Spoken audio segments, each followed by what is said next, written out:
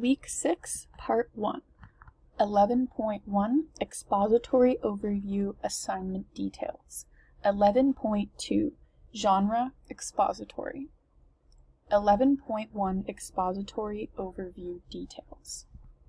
Details. Project 2 builds to the delivery of an expository overview that informs readers of the literacy practices of a specific discourse community by addressing the organizing question: how does this discourse community use writing to communicate? The expository overview will be submitted to USF Writes during Week 11. The integration of content from at least one scholarly source in addition to 3 pieces of written communications of the discourse community you explore are required, and all content must be formatted according to MLA guidelines and total 1,000 to 1,200 words. The expository overview is worth 50 points, and all of Project 2 is worth a total of 370 points. Overview. Building upon your personal exploration through the creation of your literacy narrative, Project 2 will investigate a specific discourse community in search of the ways that the group communicates through writing. In Project 1, you thought and wrote about literacy and the role it played in your life. We zoomed out to look at literacy in a broad way and to include a wide range of types of literacy. In Project 2, you will zoom in and look at specific literacy practices, the practices that construct larger literacies, and how they function to create and cultivate communication within a group. Project 2 is designed to span 6 weeks. Language is a part of identity. Written and spoken language can be used to include and exclude individuals. All groups share literacy practices as part of their communication, and these practices become part of what connects members, which makes understanding the practices and participating in them a requirement for inclusion in the group. Such expectations often go unnoticed and seem to become natural to the members. By looking for and at practices around written communication that are shared by a group, we can learn more about each group and more about ourselves and how we communicate with and through reading and writing. Project 2 will allow you to practice expository writing and to develop the skills associated with integrating source material into your academic writing. Additionally, the assignment is constructed with the goal of allowing students to locate groups on campus, explore community connections, and share these connections with peers. Like Project 1, the steps of this assignment are broken into tasks that build upon each other and to the final submission and reflection. To begin, it is necessary to understand the expectations of expository writing so that you know what you will be doing and how to succeed. Our reading on genre will allow us to explore exposition. Then you will need to understand the definition of a discourse community so that you can locate a group to study. We will read swales together so that we are working from the same understanding of a discourse community as we start to explore local discourse communities. The information you gather in relation to the discourse community you plan to study will be grounded and contextualized in source material gathered from a range of readings related to discourse communities. Once you have located a discourse community you would like to explore, you will gather information about the group, select direct texts, and arrange it in order to inform your peers and readers by answering the question of how the discourse community communicates in writing. To deepen our practice of critical reading and annotating, you will read academic and popular sources about discourse communities together. You will be able to select from a list of scholarly articles to develop your advanced reading skills and to broaden your understanding of related topics. We will also start to practice the basic skills of library research, which will be developed in ENC 1102. Grading and peer review will also be discussed and developed. The layers of this assignment are typical for university-level writing assignments. Just like there are many steps to a math problem or a science experiment, once you understand the steps involved in a writing assignment, you can follow the steps to ensure that you fulfill the assignment by demonstrating the required intellectual skills. Executing the related skills is necessary to fulfill the assignment, but writing assignments also allow space for you to include your voice and style in creative ways that let your critical thinking skills shine. In addition to practicing critical and creative skills, Remember that another goal is to continue learning about yourself so that you can have more say in your success. Your writing practices will become an increasingly important consideration in Project 3. Format. The integration of one scholarly source is required for Project 2. The scholarly article we all read, Swales, can serve as the required scholarly source. To explore how a group communicates through writing, the group's written communications should be included as a direct source. As such, you will be expected to include source material from the communications of your discourse community of choice. We will read other material that can be included, and you can use any outside sources that serve the purpose of informing your audience by sharing how the group uses writing to communicate. Any and all sources addressed in expository overview must be cited in accordance with MLA formatting expectations. Reading, annotating, and summarizing are required steps in the activities that comprise Project 2, and MLA expectations will be included as part of the tasks. The readings will be tracked on a grid and annotated for use in your expository overview. All elements of source attribution and integration in MLA are required, including signal phrases, in-text citations, and a reference page in addition to any other formatting expectations. External sources, such as the USF Writing Studio and the Purdue OWL, can also serve as resources. An FYC review will be offered and will allow you to double-check your formatting before submission. Assignment 11.1.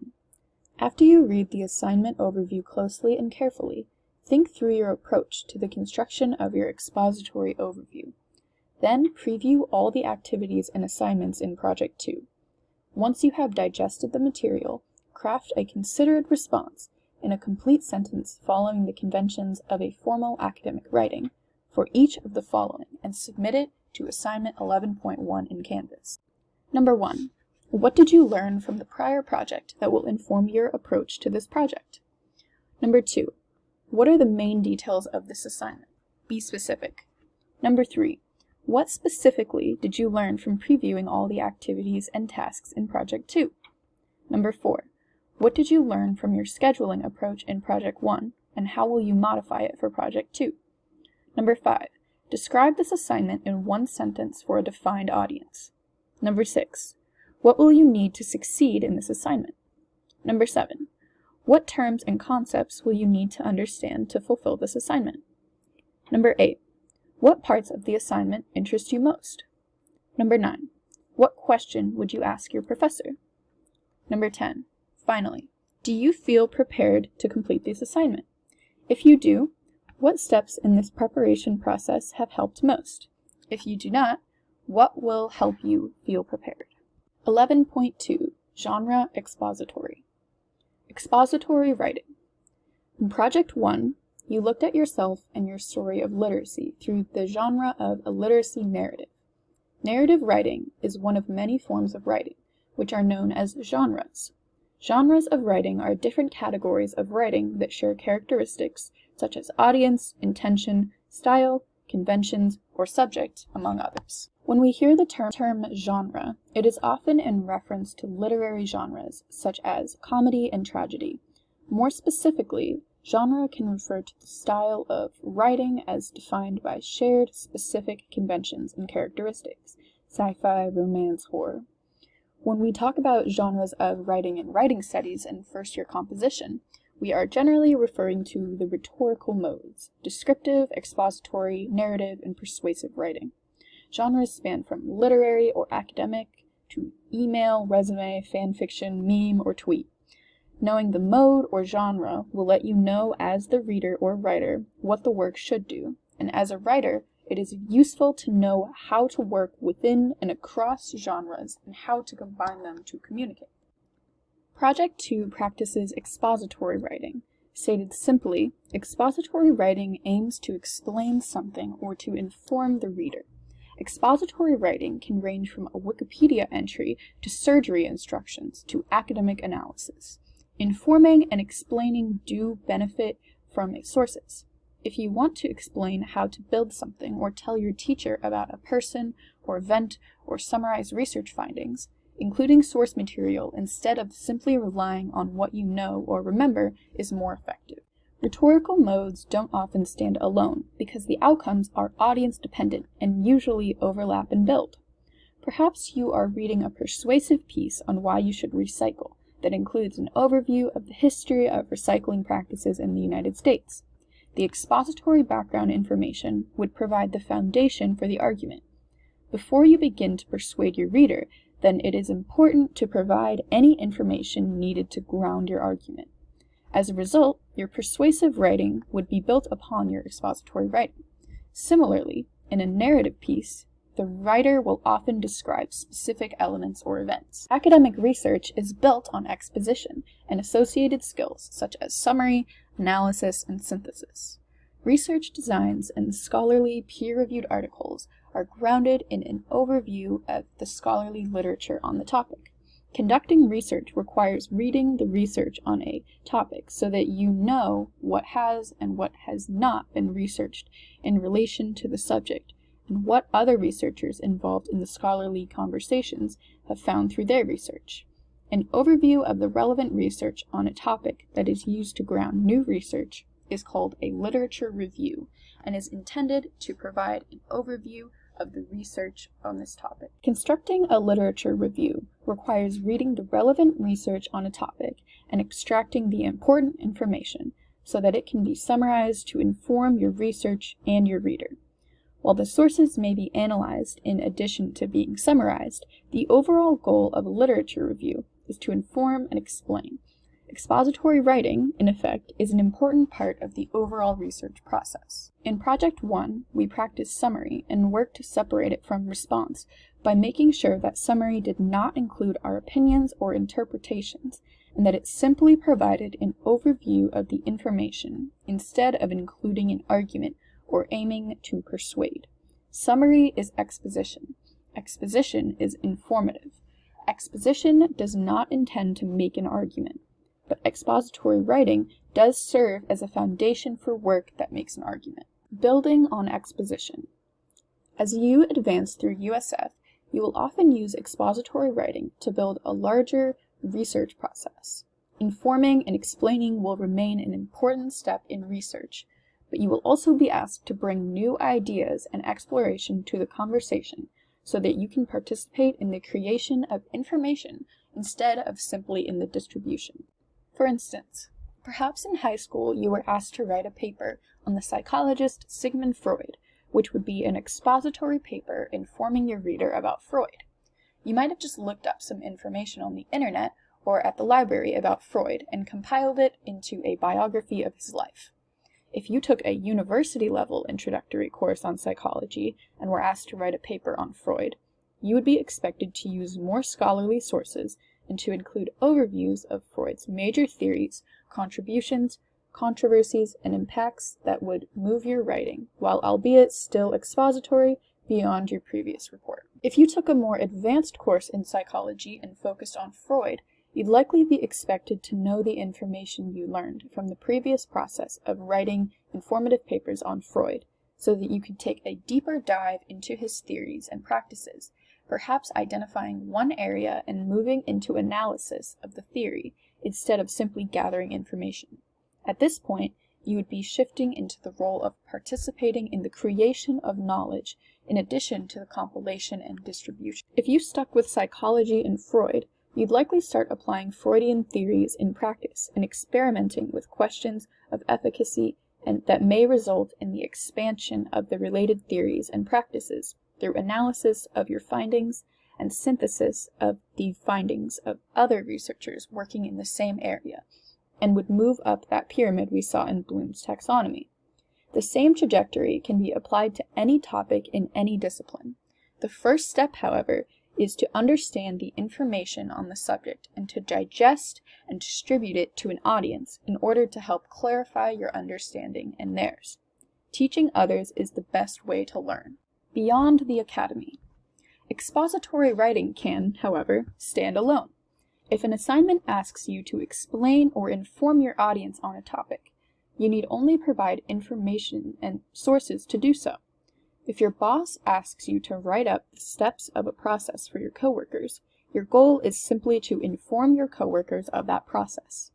But as you advance in the workforce, like academic research, expository writing will often feed more complex steps in the process.